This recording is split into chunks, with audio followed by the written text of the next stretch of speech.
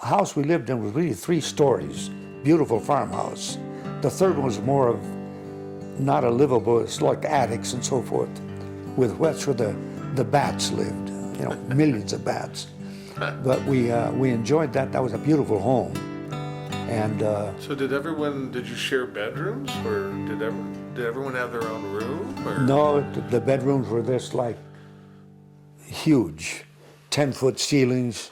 When Christmas came, we'd cut the tree, bring it into one of these rooms, maybe an 8-foot tree, and then we'd put candles on the tree, live candles, hang them on the branches, and light them.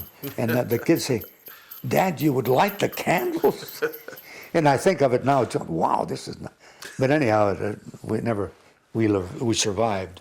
So you had like an ice box? No. It was your refrigerator? Or? No, we had a box that was actually screened and covered with burlap, and we had a tank on the top, which had pinholes in it, or nail holes, constant dripping onto the burlap, and of course it was out in the open, and that was sort of the cooler, Now, when you butchered hogs, you either salted them or you put them in olive oil, depending. So we had a room like this where we hung the hams and the sausages and so forth, and make sure that it had a double screen door. There was no possibility of any flies getting in there. My mother baked her own bread, and she had an oven that was probably the size of an igloo. I mean, at least 5 feet high, and off the ground there was a ledge, and she would reach into this oven. She'd put the wood in there, or the branches, light it up until there was sort of a white surface, put all the brush aside, and then take the loaves of bread and put them in, and it had a flume up on top where she could control the amount of heat. Anyhow, we would take that wonderful bread and take slices of practically, it's almost like taking bacon today with the fat and very little lean, and put that between the loaves, between the slices of bread, and that's what you would eat. On your daily life on the farm, what kind of things, like what were your chores in the morning? What would you be doing, like say at age 6 or 8? We had chickens, so we had to clean the chicken coops. We had horses. You had to make sure that they're fed. We had a cow. So those were activities those were automatic. Yes, you had chores that were endless. Naturally, what they had to do, bring in wood or chop wood or clean but primarily with the animals, you had to make sure that the cages were taken care of. And that was just a daily routine. So Grandma would take the chicken and... Yeah, she'd pick the one that she wanted to. So I would catch the chicken and bring it in, and my mother would take and out there in the yard, and she had a broomstick, but she would put the chicken down with its head laying on the ground, and she would let it get calm, so then when it was calm enough, she would lay the broomstick across the neck and put one foot on each side of the broomstick, and of course pull up on the chicken, and that you can imagine the rest. When I was 6 years old, my father bought me my first rifle. Everybody learned how to shoot. It was a Winchester lever action .22, and of course he went through all the procedures of being careful as to how to use your weapons. So my daily activities after I was 6 years old was to go out hunting and bring home a rabbit for dinner. But one time I was trying to shoot a blue jay, which we did shoot because they ate our crops. But one day I did shoot at one and missed. The bullet ricocheted and went through this little outhouse where my sister Phyllis was sitting. And I heard her not scream, but yell, "Look out, Stock, you hit me." Well, naturally, I was devastated to think that my father had given me all these precautions. Now, you got to be careful and watch where you're shooting. Nevertheless, I dropped my rifle and ran over to the outhouse, which was maybe 100 yards from the house. And I looked, and the bullet had entered just between her Achilles tendon and the bone, but it didn't really cause any damage where it went in.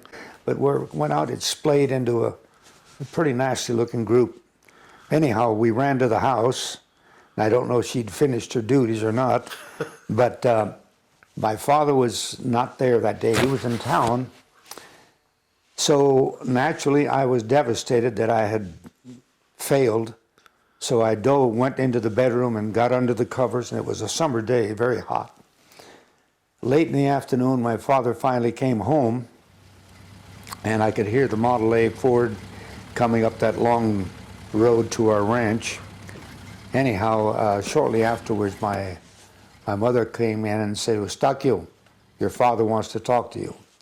I remember this because I think it was important later in my life. I walked to the porch, my father's sitting under this walnut tree, rocking in his chair, and he said, "Eustaquio, ven aquí." So I went to him, and I had bib overalls at the time, which was common in the ranch. He reached up and put his hand under my bib and over my heart, and just left it there for, I don't know how long, a few seconds. And then his only words were, "You disappointed me." And as a child of 6 years old, I thought, there's got to be more. I didn't know what to expect.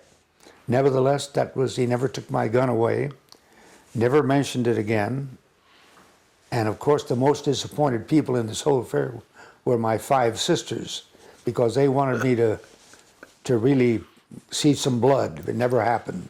And then my sister Vicky and I, we had a neighbor that was Mr. and Mrs. Thurber. They had this beautiful estate, and Vicky and I, on the way home, we would stop and pick flowers, and we'd walk up this walkway up to the house, and they had a butler, and we'd ring the doorbell, and the butler would come out, and we'd say, "These are flowers for Mrs. Thurber." And he, "Just a moment."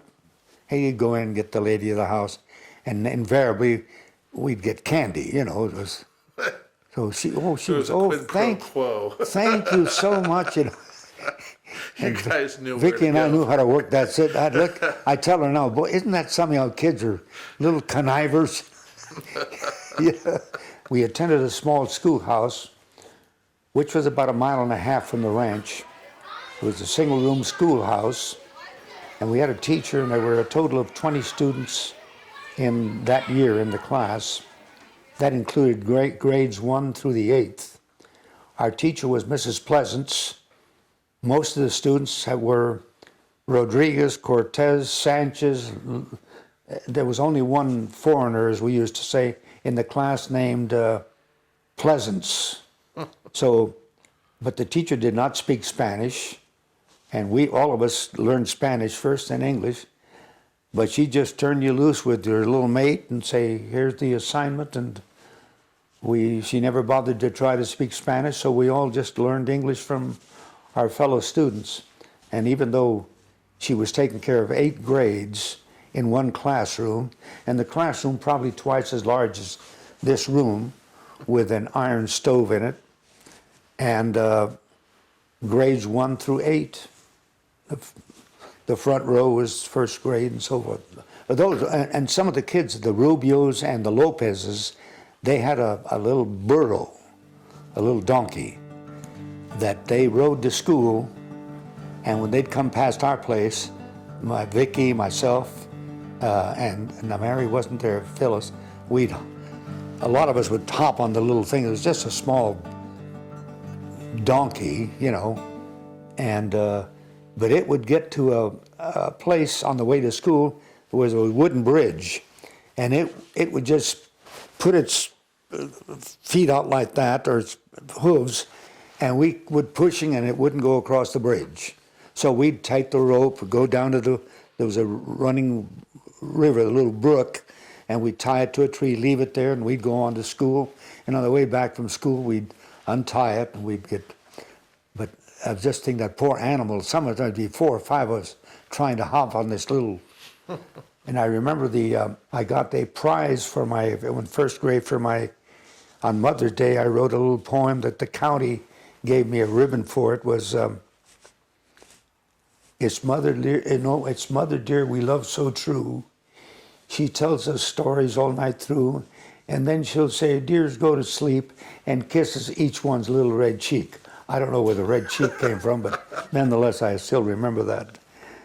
Anyhow, we stayed on the ranch, and it was hard work, cutting corn, raising corn, picking brush, picking apricots and peaches and peas. We tried our best to survive until 1934, when we finally went bankrupt and left the farm.